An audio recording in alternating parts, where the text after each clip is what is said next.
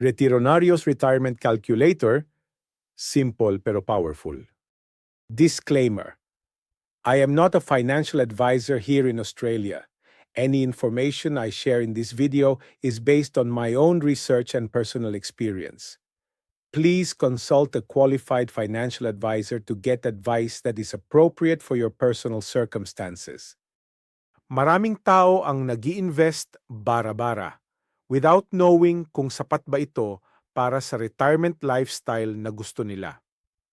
Kaya ginawa ko ang Retironarios Retirement Calculator para malinaw ang direction mo at hindi puro hula. Basic information. Dalawa lang ang kailangan. 1. Birthday. 2. Target retirement age. From these, automatic na makukuha ang current age at time horizon. Ilang years pa bago ka mag-retire. In this example, we will use 1st of January 2001 para sa edad at retirement age ay 60.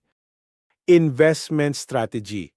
Kung gusto mong maabot ang desired lifestyle mo at retirement, ito ang tatlong numbers na pwede mong baguhin. Compound annual growth rate ng portfolio, monthly investment amount, regular contribution. Yearly increase ng monthly investment habang tumataas ang income mo.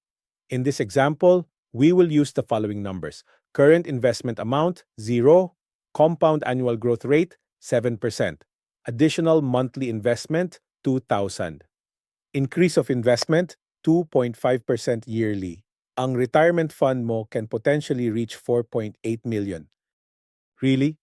4.8 million at retirement. Wow! Milyonaryo akong magre-retire by just investing 2,000 monthly?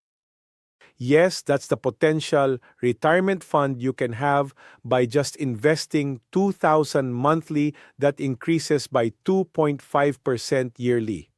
Pero ito ang kalimitang pagkakamali ng karamihan. Humihinto na dito ang pagpaplano. Madalas ay hindi pinagtutuunan ng pansin ng inflation. Ang 4.8 million ba ay sapat para matustusan ang iyong pangangailangan during retirement habang ikaw ay buhay pa? In the next slide, aalamin natin ito. Lifestyle it can support. Reality check. Dito nagiging real ang numbers. Withdrawal rate, 4%. Ito ang common rule of thumb para ang retirement fund mo ay may chance tumagal ng 30 years. Inflation rate, 4%. Depende sa place of retirement mo, pero kailangan ito para hindi tayo naloloko ng today's pesos. Present value computation. Kinocompute nito kung yung projected retirement income mo in the future ay katumbas ba ng lifestyle na gusto mo today. Sa ating example, ang 4.8 million na retirement fund can support a lifestyle of 4,000 pesos monthly in today's value. Ito ay medyo maliit lalo na kung wala kang inaasahang pensyon na makukuha sa SSS o GSIS. Para marating mo ang desired lifestyle na iyong gusto, ito ang mga pwede mong gawin. 1. Mag-retire ng mas matanda. 2. Maghanap ng ibang investment na magbibigay sa iyo ng mas malaking kita. 3. Increase the monthly investment.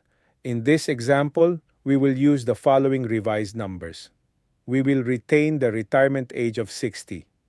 Compound annual growth rate, 15%. Additional monthly investment, 3,000 pesos. If you are able to increase the performance of your investment portfolio to 15% compound annual growth rate and add 1,000 pesos in your monthly investment, your retirement fund can potentially reach 51.7 million. This can sustain a lifestyle of 43,700 monthly in today's value. Key takeaways. Retirement investing is not basta-basta. Kailangan ng clear plan, magkano ang target fund mo at kailan mo siya kailangan. Time horizon tells you ilang years ang meron ka to invest. And this dictates kung gaano ka-aggressive o ka-conservative dapat ang strategy. 3 core planning levers that needs to be balanced. 1. Expected return o compound annual growth rate. Realistic ba? 2. Monthly contribution, kaya ba consistently? 3. Yearly increase ng contribution, sasabay ba sa income growth? Lifestyle goal must be translated into numbers.